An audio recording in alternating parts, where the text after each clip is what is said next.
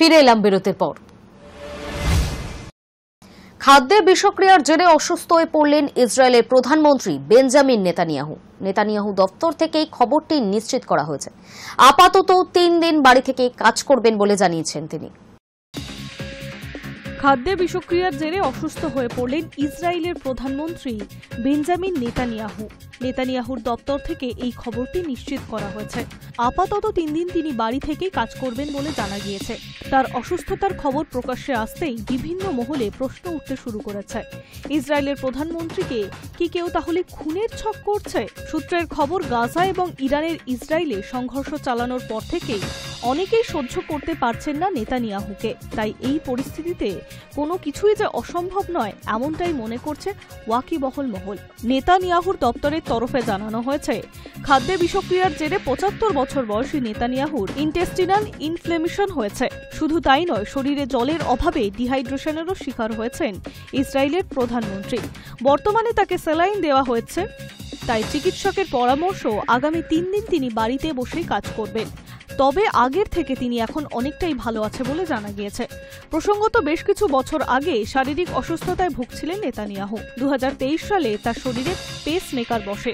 এরপর গত বছর ডিসেম্বরে তার প্রোস্টেটে অস্ত্রোপচার হয়েছিল। সেই সময় তিনি বেশ কিছুদিন কাজ করতে পারেননি। তখন ইসরায়েলের প্রধানমন্ত্রীর দায়িত্বভার সামলেছিলেন ন্যায় বিচার দপ্তরের মন্ত্রী Yariv Levin. High News Network. রাশিয়ার পূর্বাঞ্চলীয় ইয়াকুটিয়া অঞ্চলে এক মর্মান্তিক সড়ক দুর্ঘটনা ঘটে। এই ঘটনায় আহত হয়েছেন কমপক্ষে 20 জন এবং নিহত হয়েছেন অন্তত 13 জন।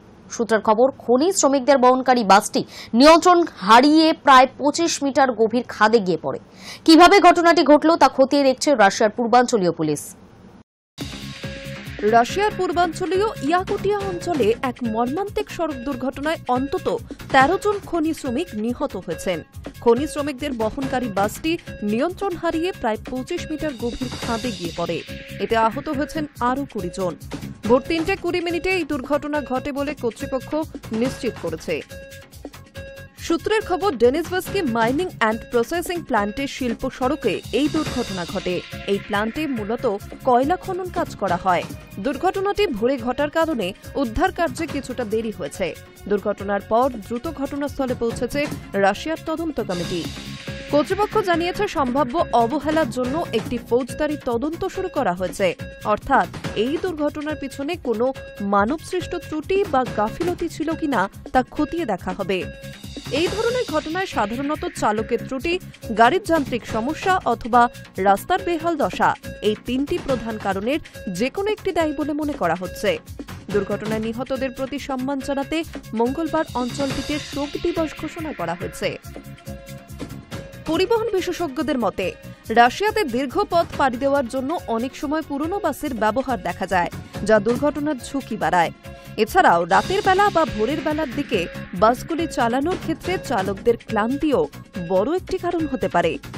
ভবিষ্যতে এমন ঘটনা প্রতিরোধের জন্য কার্যকর পদক্ষেপ নেওয়া অত্যন্ত জরুরি। এই মর্মান্তিক ঘটনা রাশিয়ার খনি অঞ্চলে শ্রমিকদের নিরাপত্তা নিয়ে নতুন করে প্রশ্ন উঠছে। High News Network. একটা 10 গ্রামের সোনার গয়না কিনতে এখন পকেট থেকে খরচ হয় 90,000 থেকে 1 লাখ টাকা। তবে এবার সরকারি সিদ্ধান্তে মাত্র 40,000-এর কমে আপনি কিনতে পারবেন 10 গ্রাম সোনা। রীতিমতো হলমার্ক দেওয়া গয়না মিলবে এমন কম দামে। ভাবছেন এটা সম্ভব নয়? নিশ্চিত থাকুন, একটুও বাড়িয়ে বলছি না। জুলাই মাস থেকে 9 ক্যারেটের সোনার গয়নাতেও বাধ্যতামূলক করা হলো হলমার্কিং। ব্যুরো অফ ইন্ডিয়ান স্ট্যান্ডার্ডসের নতুন নির্দেশিকা অনুযায়ী 14, 18, 20, 22 এবং 24 ক্যারেট সোনার পর এবার 9 ক্যারেটের গয়নাও এসে গেল বাধ্যতামূলক হলমার্কিংয়ের আওতায়। এই সিদ্ধান্ত কার্যকর হওয়ার পর 9 ক্যারেট হলমার্কযুক্ত গয়না এখন দেশের বাজারে পাওয়া যাবে, যার দাম প্রতি 10 গ্রামে আনুমানিক 37,000 থেকে 38,000 টাকার মধ্যে হতে পারে। তুলনায় 22 ক্যারেট সোনার গয়নার দাম 1 লক্ষ টাকার কাছাকাছি। ফলে ক্রেতাদের একটা বড় অংশের কাছে 9 ক্যারেট সোনা হয়ে উঠতে পারে একটি তুলনামূলক সাশ্রয়ী বিকল্প। গত 1 বছরে সোনার দাম সাধারণ মানুষের ক্রয় ক্ষমতার একেবারে বাইরে চলে গিয়েছে।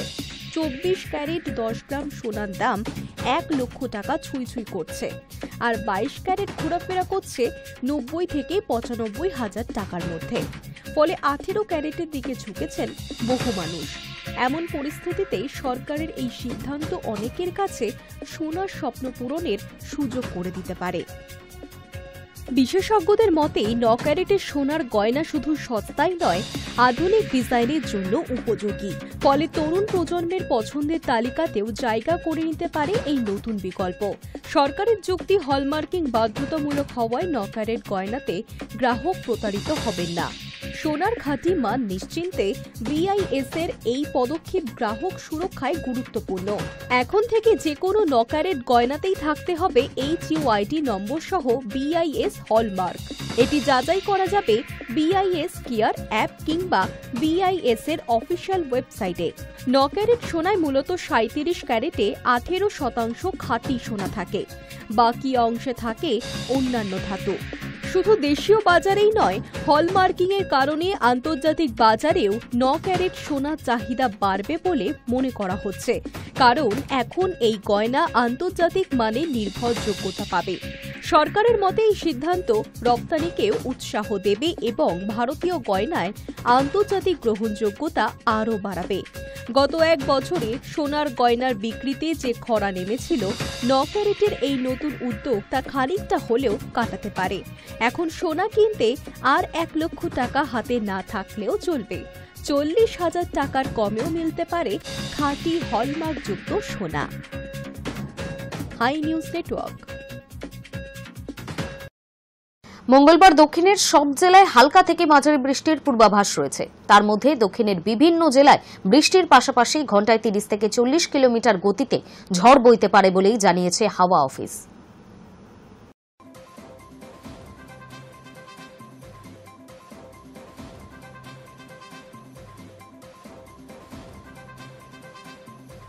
টানা কয়েকদিন ধরে বৃষ্টি বাদলার পর মেঘের আড়াল সরিয়ে উদয় হয়েছে সূর্য। গত 2 দিন ধরে বেশ তীব্র গরমের টের পাওয়া যাচ্ছিল। চলতি সপ্তাহে বঙ্গে ফের ধেয়ে আসতে চলেছে জোড়া নিম্নচাপ, আর তার জেরে মধ্যভাগ থেকে আবারও বৃষ্টি ভাসতে পারে একাধিক জেলায়। হাওয়া অফিসের পূর্বাভাস অনুযায়ী অন্তত তেমনটাই জানা যাচ্ছে। আলিপুর আবহাওয়া দপ্তরের পূর্বাভাস বলছে, বুধবার থেকে উত্তর বঙ্গোপসাগরে ঘনীভূত হতে চলেছে একটি নিম্নচাপ। এছাড়া বাংলাদেশ, উড়িষ্যা লাগোয়া সাগরে আরও এক নিম্নচাপ তৈরি হতে চলেছে।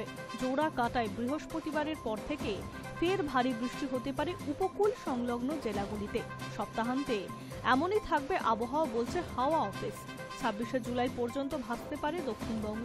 এর মধ্যে নতুন করে বন্যার আশঙ্কা থাকছে। আবহাওয়াবিদদের মতে বুধবার শুধুমাত্র উপকূলবর্তী জেলা অর্থাৎ উত্তর ও দক্ষিণ 24 পরগনা, পূর্ব ও পশ্চিম মেদিনীপুরে ভারী বৃষ্টির সম্ভাবনা রয়েছে। পরদিন অর্থাৎ 24শে জুলাই দক্ষিণবঙ্গে প্রায় সব জেলাতেই বৃষ্টি হতে পারে। শুক্রবার 25শে জুলাই পশ্চিমের জেলাগুলিতে ভাসতে পারে ভারী বৃষ্টি।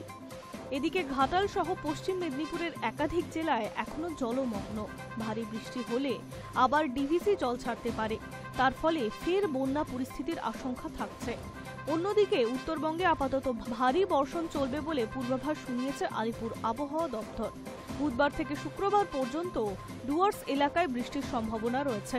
বাকি জেলাতে মাঝারি বৃষ্টিপাত হতে পারে। উত্তরবঙ্গের কিছু জেলায় বৃষ্টির পরিমাণ কমবে বলে জানিয়েছে আবহাওয়া দপ্তর। High News Network. News Today এখনকার মতো এই পর্যন্তই। নজর রাখুন হাই নিউজে, নির্ভীক, নিরপেক্ষ।